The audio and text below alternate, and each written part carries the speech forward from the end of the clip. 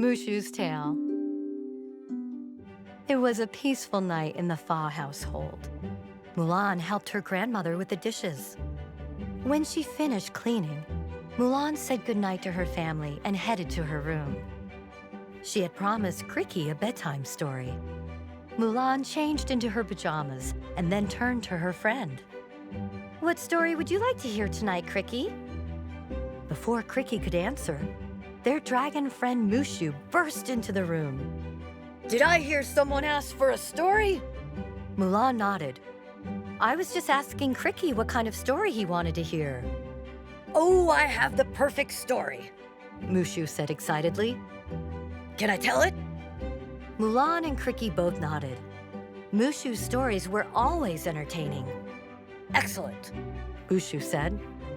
As Mulan snuggled into bed, Mushu jumped up on the windowsill. Cri-Kee happily nestled on his shoulder. "It was a dark, snowy evening," Mushu began. "Just like this one." Mulan was just getting into bed when she realized that Cri-Kee's cage was empty. Mulan searched the whole house, but there was no sign of the little cricket.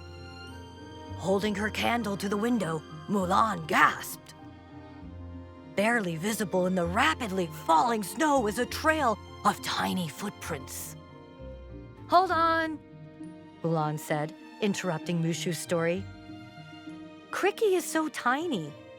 How would he make tracks in the snow?" "Shh," Mushu said. "I am telling a story." Mulan nodded. Mushu was right. It was rude to interrupt. Mulan quickly threw on her coat and headed to the ancestors' temple to ask for my help, Mushu continued. Of course, it didn't take much time to convince me. I would do anything for that lucky bug. Unless he's already asleep, Mulan whispered to Cri-Kee. Trying to wake him up can take forever. I'm gonna pretend I didn't hear you, Mushu said. Anyway, together Mulan and I followed Cri-Kee's trail deep into the woods. The snow continued to fall around us so hard that we could barely see. We kept following the trail until I accidentally sneezed. Unfortunately, as I am a ferociously fierce fire-breathing dragon, I accidentally melted the snow. We had lost Cri-Kee's trail. Wait a second, Mulan said, interrupting Mushu's story again. Wouldn't we be able to see the rest of Cri-Kee's trail? You wouldn't have melted all the tracks, right? Mushu crossed his arms and narrowed his eyes at Mulan. I was just getting to that part. Sorry, Mushu, Mulan said. Just then, Mushu said, I had a brilliant idea. I tilted my head back and let out a big burst of fire. The flames illuminated the path again, and Mulan was able to spot Cri-Kee's trail.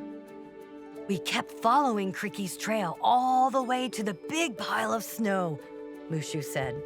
But that's where the trail stopped. Mulan and I called for Cri-Kee. We heard a faint chirp coming from underneath the mound of fallen snow. Mulan and I furiously began scraping away the snow. We dug faster and faster until...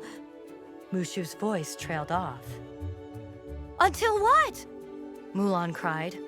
What happened next, Mushu? We uncovered a cave that had been hidden by the snow. Cri-Kee and the little girl from the village were inside, Mushu said. They were both shivering uncontrollably.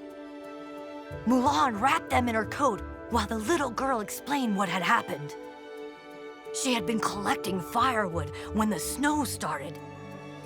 She had stopped in the cave to rest for a minute when suddenly a big pile of snow fell and blocked the entrance. Cri-Kee had heard her cries for help. He was small enough to get inside and keep her company. But he couldn't get them both out. I lit a fire, and we all warmed up before heading home. Everyone was safe and sound. And that's the story of how we found Cri-Kee and rescued the village girl. Mushu finished. But how exactly did Cri-Kee know that the village girl was in that cave? Mulan asked, confused. And why was he out in the storm in the first place? So many questions, Mushu said, waving his arms in frustration. It's just a story, Mulan. Mulan smiled at her friend. It was quite a story.